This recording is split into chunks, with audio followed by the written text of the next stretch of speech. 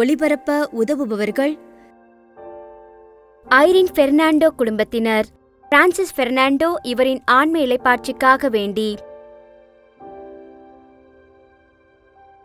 அருளம்மாள் மற்றும் பிள்ளைகள், தாமஸ் பாண்டியன் 34ஆம் மாதம் நினைவஞ்சலி இவரின் ஆன்ம இளைப்பாட்சிக்காக வேண்டி, தந்தை மகன் தூய ஆவியாரின் பெயராலே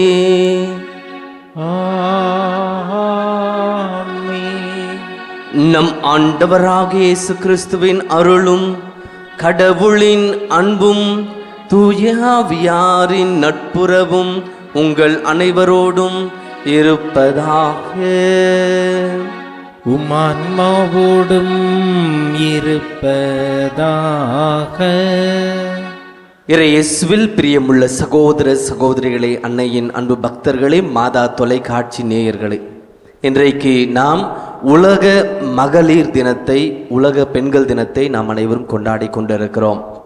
நம்முடைய வாழ்விலே அம்மாவாய், அக்காவாய், தங்கையாய், தோழியாய், மனைவியாய், மகளாய் என்று எண்ணற்ற பரிணாமங்களில் பெண்களினுடைய உடனிருப்பு நம் வாழ்வில் அதிகமாக இருந்து கொண்டிருக்கிறது. ஆனால் பல நேரங்களிலே இவர்களுடைய இந்த உடனிருப்பின் முக்கியத்துவத்தை உணராமல் பல நேரங்களில் பெண்களுக்கு எதிராகவும் பெண்மைக்கு எதிராகவும் நாம் சிந்தித்த தருணங்களுக்காகவும் வாழ்ந்த தருணங்களுக்காகவும் மனம் வருந்தி மன்னிப்பு வேண்டுவோம்.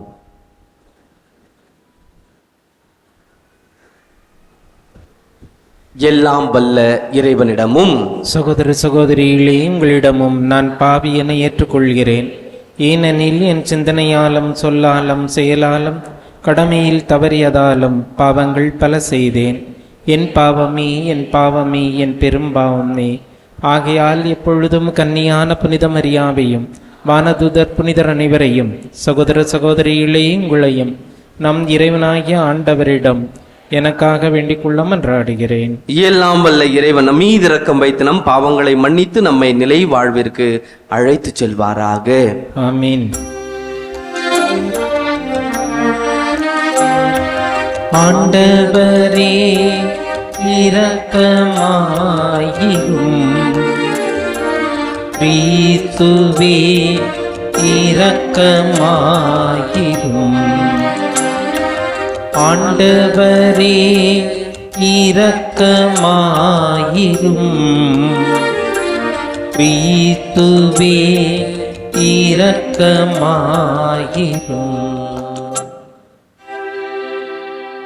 மன்றாடுவோமாக.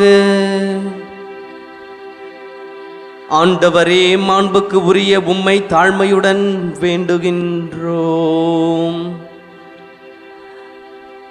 கனிவுடன் பொழிந்து எங்களை பாதுகாத்து அதனால் நாங்கள் வரம்பு மீறிய மன்னக நாட்டங்களிலிருந்து நாங்கள் என்றும் விடுவிக்கப்பட்டு விண்ணக படிப்பினைகளை பற்றி கொள்ள உமது வல்லன்மையால் ஆற்றல் பெறுவோமாக. உமோடு தூய ஆவியாரின் ஒன்றிப்பில் இறைவனாய் என்றென்றும் வாழ்ந்து ஆட்சி செய்கின்றவர் வழியாக உம்மை மன்றாடுகின்றோம்.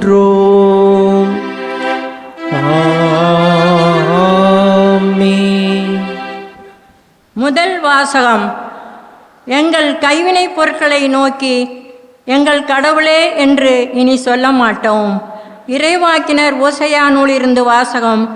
அதிகாரம் 14, இறைவார்த்தைகள் 1-9 முடிய. ஆண்டவர் கூறியது: இஸ்ரவேலே, உன் கடவுளாகிய ஆண்டவரிடம் திரும்பி வா. நீ உன் தீய செயலால் வீழ்ச்சியுற்றாய். இம்மொழிகளை ஏந்தி ஆண்டவரிடம் திரும்பி வந்து இவ்வாறு சொல்லுங்கள்: தீவினை அனைத்தையும் அகற்றியறலும், நன்மையானதை ஏற்றுக்கொள்ளும். நாங்கள் எங்கள் வாய்மொழியாம் கனிகளை உமக்கு அளிப்போம். அசிரியர் எங்களை விடுவிக்க மாட்டார்கள். குதிரை மேல் நாங்கள் ஏற மாட்டோம். எங்கள் கைவினைப் பொருட்களை நோக்கி எங்கள் கடவுளே என்று இனி சொல்ல மாட்டோம். திக்கற்றவன் உம்மிடத்தில் பரிவை பெறுகிறான் என சொல்லுங்கள். அவருடைய பற்றுதேன்மையை நான் குணமாக்குவேன். அவர்கள் மேல் உளமாற அன்பு கூறுவேன். அவர்கள் மேலிருந்த என் சினம் தணிந்து விட்டது. நான் இஸ்ரேலுக்கு பனி போல் இருப்பேன். அவன் லீலி போல் மலருவான். லெபனோனின் மரம் போல் வேரூன்றி நிற்பான். அவனுடைய கிளைகள் விரிந்து பரவும். அவன் பொலிவு ஒளிவு மரம் போல் இருக்கும். லெபனோனை போல் அவன் நறுமணம் பரப்புவான். அவர்கள் திரும்பி வந்து என் நிழலில் குடியிருப்பார்கள். கோதுமை போல் தலை தோங்குவார்கள். திராட்சை கொடி போல் செழிப்படைவார்கள். லெபனோனின் திராட்சை ரசம் போல் அவர்களது புகழ் விளங்கும். இனிமேல் எப்ராயிமுக்கு சிலைகள் எதற்கு? நானே அவனுக்கு செவிசாய்த்து அவன் மேல் அக்கறை கொண்டுள்ளேன். நான் பசுமையான தேவதாரு மரம் போன்றவன். உன் கனி எல்லாம் என்னிடமிருந்தே வரும். ஞானம் நிறைந்தவன் எவனோ அவன் இவற்றை உணர்ந்து கொள்ளட்டும். பகுத்தறிவு உள்ளவன் எவனோ அவன் இவற்றை அறிந்து கொள்ளட்டும். ஆண்டவரின் நெறிகள் நேர்மையானவை. நேர்மையானவர்கள் அவற்றை பின்பற்றி நடக்கிறார்கள். மீறுகிறவர்கள் அவற்றில் இடறி விழுகின்றார்கள். ஆண்டவர் வழங்கும் அருள்வாக்கு. இறைவனுக்கு நன்றி.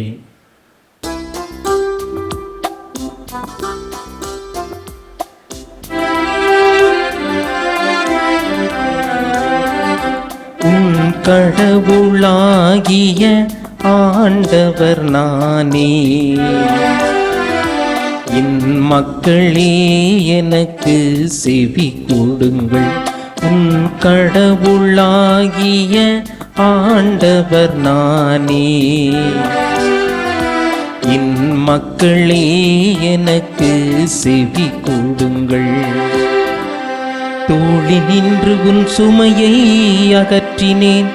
உன் கைகள் கூடையினின்று விடுதலை பெற்றன. துன்ப வேளையில் என்னை நோக்கி மன்றாடினீர்கள். நான் உங்களை விடுவித்தேன். என் மக்கள் எனக்கு செவி சாய்த்திருந்தால், இஸ்ரவேலர் நான் காட்டிய வழியில் நடந்திருந்தால் எவ்வளவோ நலமாயிருந்திருக்கும். ஆனால் உங்களுக்கு நயமான கோதுமையை உணவாக கொடுப்பேன். உங்களுக்கு மலை தேனால் நிறைவளிப்பேன். உன் கடவுளாகிய ஆண்டவர் நானே, என் மக்களே எனக்கு செவி கொடுங்கள். உன் கடவுளாகிய ஆண்டவர் நானே, என் மக்களே எனக்கு செவி கொடுங்கள்.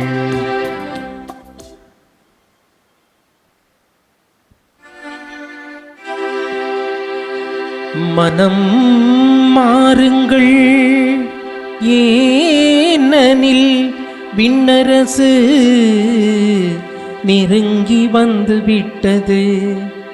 ஏனெனில் விண்ணரசு நெருங்கி வந்து விட்டது. வார்த்தையான ஆண்டவர் உங்களோடு இருப்பாராக. உம்மான்மாவோடும் இருப்பாராக.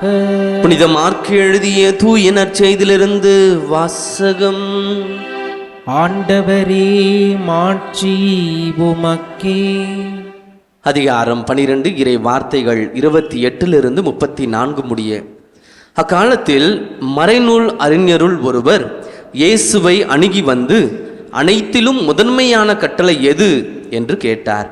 அதற்கு இயேசு, இஸ்ரேலே கேள், நம் ஆண்டவராகிய கடவுள் ஒருவரே ஆண்டவர்.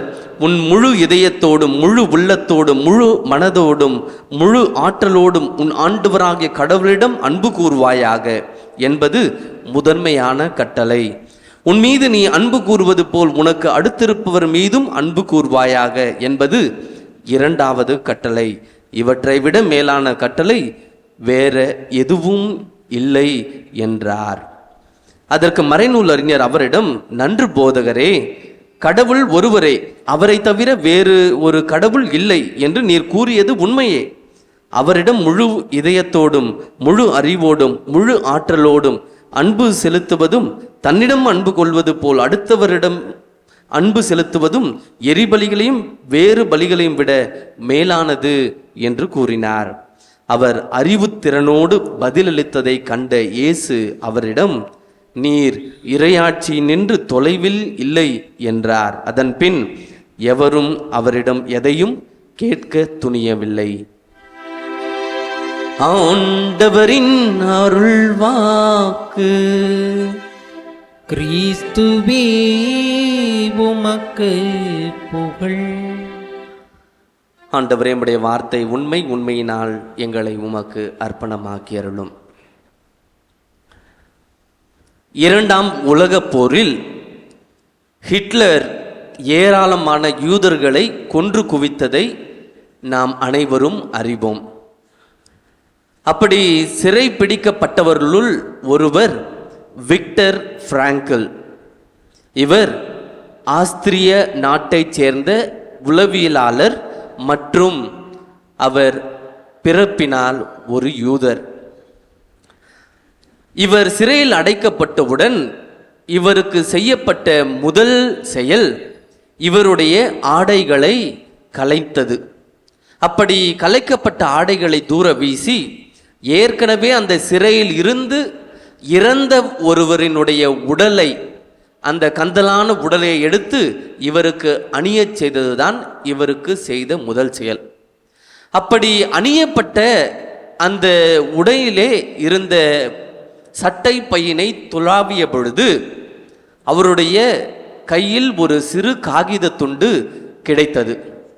அந்த சிறு காகித துண்டை சற்று பிரித்து பார்த்து வாசிக்கின்ற பொழுது அவருக்கு இந்த இறை வார்த்தை தென்படுகிறது. இணை சட்டம் அதிகாரம் 6 இறை வார்த்தைகள் 5-6 முடிய. இஸ்ரேலே கேள், நம் ஆண்டவராகிய கடவுள் ஒருவரே ஆண்டவர். உன் முழு இதயத்தோடும் முழு உள்ளத்தோடும் முழு மனதோடும் முழு ஆற்றலோடும் உன் ஆண்டவராகிய கடவுளிடம் அன்பு கூர்வாயாக. இந்த இறை வார்த்தை தான் தன்னுடைய இருண்ட காலங்களிலும் ஒளியாக இருந்தது. தன்னுடைய துன்ப காலத்திலும் தனக்கு ஒரு மாட்சிமை வெளிப்பட போகிறது என்று பின் நாட்களில் அவர் அந்த சிறையில் இருந்து மீண்டு வெளிவந்த பொழுது அவர் தன்னுடைய பகிர்விலே அதை பதிவு செய்கிறார். இயேசுவில் பிரியமுள்ள சகோதர சகோதரிகளே, யார் ஒருவர் கடவுளை முழு உள்ளத்தோடு அன்பு செய்கிறாரோ அவருக்கு கவலைகளும் கண்ணீரும் இருப்பது இல்லை. அப்படி இருந்தாலும் அது மிகப்பெரிய ஒரு சுமையாக அவர்களுக்கு தெரிவதில்லை. காரணம், தான் அன்பு செய்கின்ற கடவுள் தன்னை மீண்டும் அன்பு செய்கிறார். தன்னை எல்லாவித நேரங்களிலும் பாதுகாத்து வருகிறார். உன்னை தொடுகிறவன் உன் கண்மணியை தொடுகிறான் என்னை என்று சொன்னவர் நம்மோடு இருக்கிறார் என்று ஒவ்வொருவரும் நம்புகிறார்கள் என்று சொன்னால் அவர் கட்டாயம் எதை பற்றியும் கவலைப்பட போவதில்லை. ஆக இன்றைய நாளிலே ஆண்டவர் கடவுளை முதன்மையாக அன்பு செய்ய வேண்டும் என்று சொல்லுவதை இன்றைய நற்செய்தி வாசகத்தில் நாம் பார்க்கிறோம். மறைநூல் அறிஞர் இப்படியான ஒரு கேள்வியை இயேசுவிடம் எழுப்புகிறார். அனைத்திலும் முதன்மையான கட்டளை எது என்கிற கேள்வியை இயேசுவை பார்த்து கேட்கின்ற பொழுதுதான் இயேசு இந்த பதிலை சொல்லுகிறார். இணைச்சட்ட நூலினை அவர் மேற்கோள் காட்டி அவருக்கு சரியான பதிலை தருகிறார். ஆனால் இயேசு அதோடு நிறுத்தவில்லை. காரணம், இயேசு அந்த கட்டளை முதன்மையான கட்டளை என்று சொல்லி முடித்து விடவில்லை. முழுமையான கட்டளை ஒன்று உண்டு என்று அவர் அடுத்து ஒரு இறை வார்த்தையை குறிப்பிடுவதை நாம் பார்க்கிறோம். லேவியர் புத்தகத்திலே அதிகாரம் 19 இறை வார்த்தை 18 உன் மீது நீ அன்பு கூறுவது போல உனக்கு அடுத்திருப்பவர் மீதும் நீ அன்பு கூறுவாயாக. ஒருவேளை அந்த அறிஞருக்கு பதில் சொல்ல வேண்டும் என்று சொன்னால் முதன்மையான கட்டளையோடு இயேசு நிறுத்தியிருக்க வேண்டும். ஆனால் இயேசு அந்த முதன்மையான கட்டளையோடு அவர் நிறுத்தவில்லை. எது முழுமையான கட்டளை என்பதையும் உடனே சேர்த்து சொல்லுவதை நாம் பார்க்கிறோம். ஆக எதற்கு இயேசு இந்த முதன்மையான கட்டளையோடு நிறுத்தி விடாமல் ஒரு முழுமையான கட்டளையும் சேர்த்து சொல்ல வேண்டும் என்று பார்க்கின்ற பொழுது ஆண்டவர் இயேசு மிகவும் தெள்ளத் தெளிவாக சொல்லுகிறார். யார் ஒருவர் கடவுளை அன்பு செய்வதோடு நிறுத்தி விட்டார் என்று சொன்னால் அது வெறும் முதன்மையான கட்டளையாகத்தான் இருக்கும், முழுமையான கட்டளையாக இருக்காது. காரணம், கடவுளை அன்பு செய்கிறவர் கடவுள் படைத்தவர்களையும் அன்பு செய்கின்ற பொழுதுதான் அது முழுமையான கட்டளையாக மாறுகிறது என்பதைத்தான் ஆண்டவர் இயேசு இன்றைக்கு எடுத்து என்பதை நாம் பார்க்கிறோம். எதற்காக இயேசு இப்படிப்பட்ட ஒரு இறைவார்த்தையினை சேர்த்து சொல்ல வேண்டும் என்று சொன்னால், இயேசு வாழ்ந்த காலத்தில் இருந்த பரிசேயர்கள், சதுசேயர்கள், இறைவாக்கு வல்லுநர்கள், இவர்கள் கடவுளை அன்பு செய்பவர்களாக தங்களை காட்டிக்கொள்வதற்காக அடுத்தவர்களையும் சாதாரண ஏழை எளிய மக்களையும் துன்பத்திற்கு உள்ளாக்கியதை அல்லது அவர்களை வருத்தச் செய்ததை இயேசு கண்கூடாக பார்த்ததை இயேசு அறிந்து கொண்டு இந்த இறை வார்த்தையும் சேர்த்து சொல்லுகிறார். ஆக கடவுளை அன்பு செய்கிறவர் என்பவர் கடவுள் படைத்தவர்களையும் அன்பு செய்தால்தான் அது முழுமையான கட்டளையாக இருக்கும். இயேசு இந்த பரிசேயர்கள், சதுசேயர்கள், இறைவாக்கு வல்லுநர்கள், இவர்கள் கடவுள் கொடுத்த அந்த 10 கட்டளையை 613 கட்டளைகளாக மாற்றி அடுத்தவர்களை துன்பத்திற்கு உள்ளாக்கி இருந்தார்கள். அந்த 613 கட்டளைகளை 2 விதமாக பிரித்து விடுகிறார்கள். வருடத்தின் 365 நாட்களிலும் 4க்கு 1 என்று தலா ஒரு கட்டளையாக இதை செய்யக்கூடாது என்று கட்டளைகளை வகுத்து வைத்திருந்தார்கள். அப்படி என்று சொன்னால் மீதமுள்ள 248 கட்டளைகள் உடலில் இருக்கிற எலும்புகள் மற்றும் முக்கியமான உறுப்புகளை எண்ணிக்கையாக கொண்டு அவர்களுடைய புரிதலாக, குறிப்பாக யூதர்களின் புரிதலாக அதை வைத்துக்கொண்டு இதையெல்லாம் செய்ய வேண்டும் என்று கட்டளைகளை வகுத்து வைத்தனர். ஆக எதை செய்யக்கூடாது என்பதற்கு 365, எதை செய்ய வேண்டும் என்பதற்கு 248, ஆக மொத்தம் 613 கட்டளைகளை அவர்கள் அதிகப்படுத்தி சாதாரண சாமானிய மக்களை பலுவடைய செய்திருந்தார்கள். இப்படிப்பட்ட ஒரு சூழ்நிலையில்தான் இயேசு இந்த இறைவார்த்தையை சொல்லி அடுத்தவர்களை நிர்பந்தத்திற்கு உள்ளாக்காமல், தன்னோடு வாழ்கின்றவர்களை துன்பத்திற்கு தள்ளாமல் அவர்களை அன்பு செய்ய வேண்டும் என்பது நம்முடைய முழுமையான கட்டளையாக இருக்க வேண்டும் என்பதைத்தான் ஆண்டவர் இயேசு இன்றைக்கு எடுத்துச் சொல்வதை நாம் பார்க்கிறோம். இதைத்தான் யோவான் எழுதிய முதல் திருமுகத்திலே நாம் வாசிக்கிறோம். அதிகாரம் 4 இறை வார்த்தை 21 கடவுளிடம் அன்பு செலுத்துவோர் தம் சகோதர சகோதரர்களிடம் அன்பு செலுத்த வேண்டும், இதுவே அவரிடமிருந்து நாம் பெற்ற கட்டளை.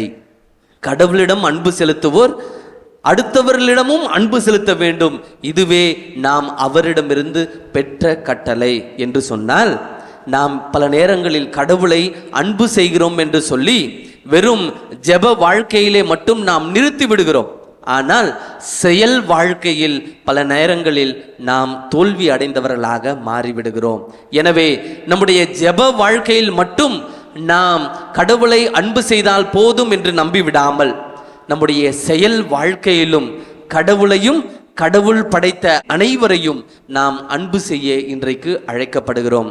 அன்பு செய்ய என்று சொன்னால் வெறுமனே வார்த்தைகளில் அல்ல, நான் உன்னை அன்பு செய்கிறேன், ஐ லவ் யூ என்று சொல்லி வார்த்தைகளால் பிதற்றுவதை விட்டுவிட்டு நம்முடைய வாழ்க்கையால் அடுத்தவர்களுடைய துன்ப மகிழ்வு நேரங்களில் நாம் உடனிருந்து பங்கெடுக்கின்ற பொழுது அந்த அன்பு உண்மையுள்ள அர்த்தமுள்ள அன்பாக மாறுகிறது. எனவே நாம் ஆண்டவரை அன்பு செய்கிறோம் என்று சொன்னால் அடுத்தவர்களை அன்பு செய்ய வேண்டும். அடுத்தவர்களை அன்பு செய்யாதவர்கள் கட்டாயம் ஆண்டவரையும் அன்பு செய்ய முடியாது. ஆண்டவரையும் அடுத்தவரையும் அன்பு செய்ய தேவையான ஆசீர்வாதம் வேண்டி இந்த பலியிலே தொடர்ந்து மன்றாடுவோம். ஆமேன்.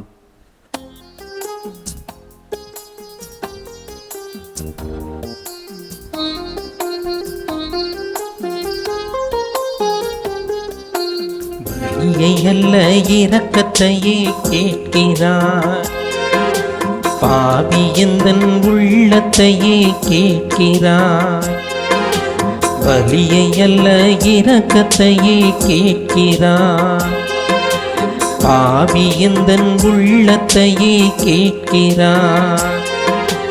தருகிறேன் இதோ தருகிறேன் தருகிறேன் இதோ தருகிறேன்.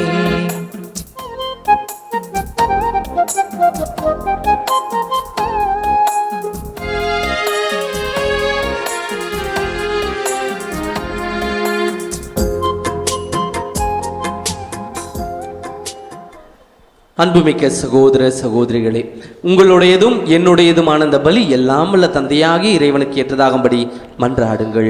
ஆண்டவர் தமது பெயரின் புகழ்ச்சிக்காகவும் ஆட்சிக்காகவும் நமது நன்மைக்காகவும் புனித திரு அவை அனைத்து நலனுக்காகவும் நமது கையிலிருந்து இப்பலியை ஏற்றுக்கொள்வாராக.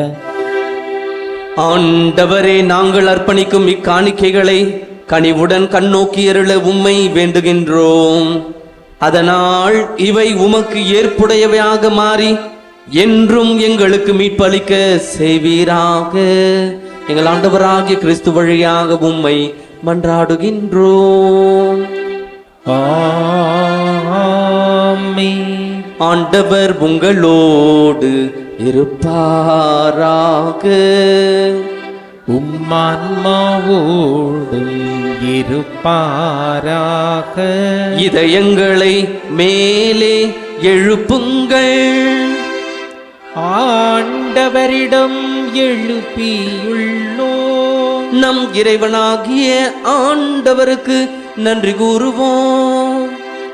அது தகுதியும் நீதியும் ஆனதே. ஆண்டவரே, தூயவரான தந்தை, என்றும் உள்ள எல்லாம் உள்ள இறைவா, என்னாலும் எவ்விடத்திலும் நாங்கள் உமக்கு நன்றி செலுத்துவது மெய்யாகவே தகுதியும் நீதியும் ஆகும். எங்கள் கடமை மீட்புக்கு உரிய செயலும் ஆகும். எங்கள் தவ முயற்சிகளால் நாங்கள் உமக்கு நன்றி செலுத்தவும், எங்கள் ஆணவத்தை தளர்த்தவும், ஏழைகளுக்கு உணவு அளிக்கவும், அடுத்தவர்களை அன்பு செய்யவும், இவ்வாறு உமது கனிவிரக்கத்தை பின்பற்றவும் நீர் திருவுளமானீர். ஆகவே எண்ணற்ற வானதூதரோடு சேர்ந்து நாங்கள் உம்மை போற்றி புகழ்ந்தேத்தி ஒரே குரலில் சொல்வதாவது: தூயவர் தூயவர் தூயவர், வான்படைகளின் கடவுளாம் ஆண்டவர்.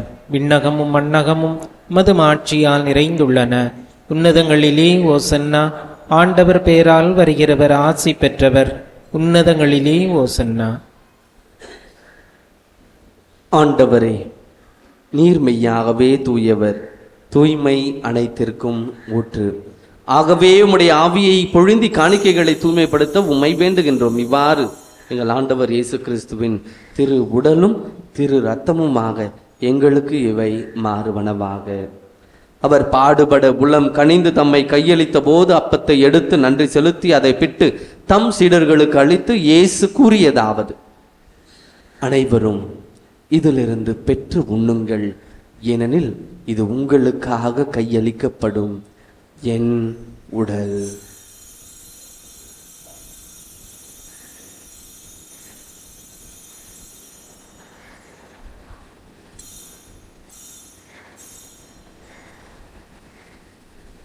அவ்வண்ணமே இரவு விருந்தை அருந்திய பின் கிண்ணத்தையும் எடுத்து மீண்டும் உமக்கு நன்றி கூறி தம் சீடர்களுக்கு அளித்து இயேசு கூறியதாவது: அனைவரும் இதிலிருந்து பெற்று பருகுங்கள், ஏனெனில் இது புதிய நிலையான உடன்படிக்கைக்கு உரிய என் இரத்தத்தின் கிண்ணம். இது பாவ மன்னிப்புக்கென்று உங்களுக்காகவும் பலருக்காகவும் சிந்தப்படும். இதை என் நினைவாக செய்யுங்கள்.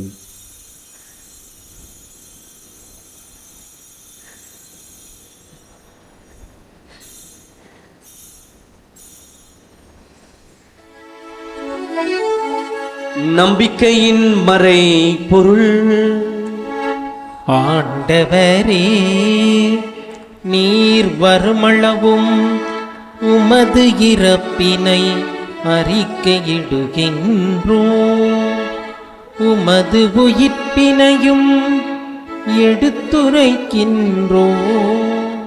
ஆகவே ஆண்டவரே, நாங்கள் கிறிஸ்துவின் இறப்பினை உயிர்ப்பினும் நினைவு கூர்ந்து வாழ்வதரும் அப்பத்தையும் மீட்பளிக்கும் கிண்ணத்தையும் உமக்கு ஒப்பு கொடுக்கின்றோம்.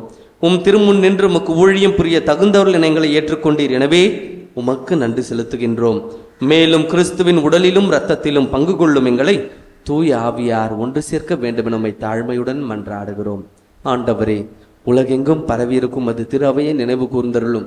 எங்கள் திருத்தந்தை பிரான்சிஸ், எங்கள் பேராயர் ஜார்ஜ் ஆண்டகை, எல்லா திருநிலையினர் ஆகிய அனைவரோடும் அது திரு அவை அன்பில் நிறைவு பெறச் செய்தருளும். மேலும் உயிர்த்தெழும் எதிர்நோக்குடன் தொழில் கொள்ளும் எங்கள் சகோதர சகோதரிகளையும், குறிப்பாக இன்றைய நாளிலே உலக பெண்கள் தினத்தை முன்னிட்டு எல்லா பெண் குலத்தைச் சேர்ந்தவர்களையும் இறந்தோர் அனைவரையும் இரக்கத்துடன் நினைவு கூர்ந்து உமது திருமுக ஒளியினுள் ஏற்றருளும். எங்கள் அனைவர் மீதும் இரக்கமாயிரும். கடவுளின் கன்னித்தாயான புனித மரியா, அவருடைய அன்பு கணவரான புனித யோசேப்பு, புனித திருத்துதர்கள், இவ்வுலகில் உமக்கு உகந்தவராய் இருந்தோர் ஆகிய புனிதர் அனைவருடனும் நாங்கள் நிலை வாழ்வில் பங்கு கொள்ளும் தகுதி பெற்று உம் திருமகன் இயேசு கிறிஸ்து வழியாக உம்மை புகழ்ந்தேத்தும் வரமருள உம்மை மன்றாடுகின்றோம்.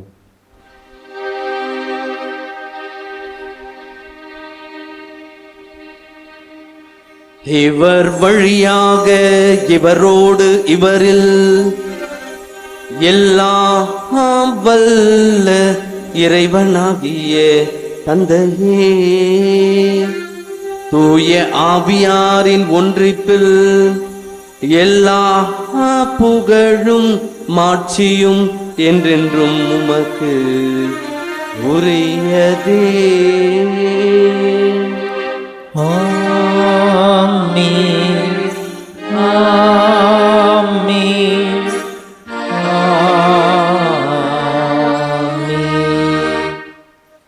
மீட்பரின் கட்டளையால் கற்பிக்கப்பட்டு இறை படிப்பினால் பயிற்சி பெற்ற நாம் அனைவரும் துணிந்து நம்முடைய கரங்களை விரித்து உரிமையோடு விண்ணக தந்தையை நோக்கி மன்றாடுவோம். விண்ணுலகில் இருக்கின்ற எங்கள் தந்தையே, உமது பெயர் தூயது என போற்ற பெறுக. உமது ஆட்சி வருக. உமது திருவுளம் விண்ணுலகில் நிறைவேறுவது போல மண்ணுலகிலும் நிறைவேறுக. எங்கள் அன்றாட உணவை இன்று எங்களுக்கு தாரும். எங்களுக்கு எதிராக குற்றம் செய்வோரை நாங்கள் மன்னிப்பது போல எங்கள் குற்றங்களையும் மன்னியும். எங்களை சோதனைக்கு உட்படுத்தாதேயும், தீமையிலிருந்து எங்களை விடுவித்தருளும். ஆண்டவரே, தீமை அனைத்திலிருந்தும் எங்களை விடுவித்து எங்கள் வாழ்நாளில் அமைதியை கனிவுடன் அருள் உம்மை மன்றாடுகின்றோம். உமது இரக்கத்தின் உதவியால் நாங்கள் பாவத்திலிருந்து எப்போதும் விடுதலை பெற்று யாதொரு கலக்கமுமின்றி நலமாய் இருப்போமாக. நாங்கள் எதிர்நோக்கி இருக்கும் பேரின்பத்திற்காகவும் மீட்பராக இயேசு கிறிஸ்துவின் வருகைக்காகவும் காத்திருக்கின்றோம். ஏனெனில் ஆட்சியும் வல்லமையும் ஆட்சியும் என்றென்றும் உமதே. ஆண்டவர் இயேசு கிறிஸ்துவை, அமைதியை உங்களுக்கு விட்டு செல்கின்றேன், என் அமைதியையே உங்களுக்கு அளிக்கின்றேன் என்று உம் திருத்தூதர்களுக்கு மொழிந்தீரே. எங்கள் பாவங்களை பாராமல் உமது திறவை நம்பிக்கையை கண்ணோக்கி உமது திருவுளத்திற்கு ஏற்ப அதற்கு அமைதியையும் ஒற்றுமையும் அளித்தருள்ள திருவுளம் கொள்வீராக. என்றென்றும் வாழ்ந்து ஆட்சி செய்கின்றவர் நீரே. ஆமென். ஆண்டவருடைய அமைதி உங்கள் அனைவரோடும் இருப்பதாக, ஆன்மாவோடும் இருப்பதாக. இறைவன் தருகின்ற அமைதியை ஒருவர் மற்றவரோடு பகிர்ந்து கொள்வோம்.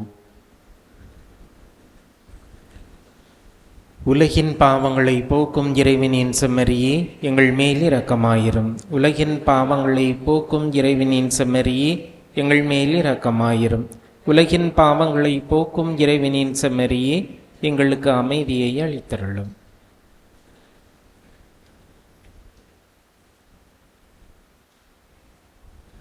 இதோ இறைவனின் செம்மறி, இதோ உலகின் பாவங்களை போக்குகிறவர்.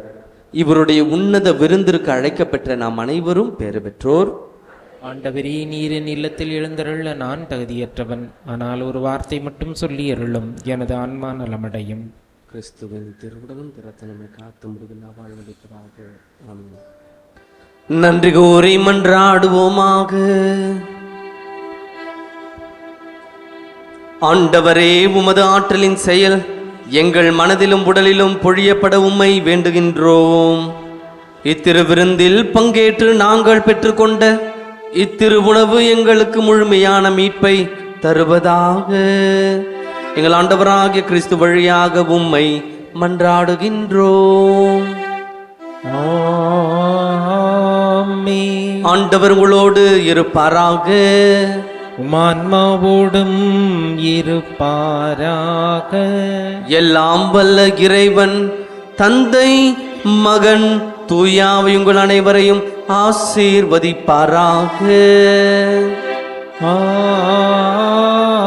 ஆமென். ஆண்டவரையும் அடுத்தவர்களையும் அன்பு செய்கின்ற மக்களாய் வாழ்ந்திட சென்று வாருங்கள், திருப்பலி நிறைவேறிற்று. இறைவனுக்கு நன்றி. திருப்பலி ஒளிபரப்ப உதவியவர்கள்: ஐரின் பெர்னாண்டோ குடும்பத்தினர், பிரான்சிஸ் பெர்னாண்டோ இவரின் ஆன்ம இளைப்பாட்சிக்காக வேண்டி, அருளம்மாள் மற்றும் பிள்ளைகள், தாமஸ் பாண்டியன் 34ஆம் மாதம் நினைவஞ்சலி இவரின் ஆன்ம இளைப்பாட்சிக்காக வேண்டி,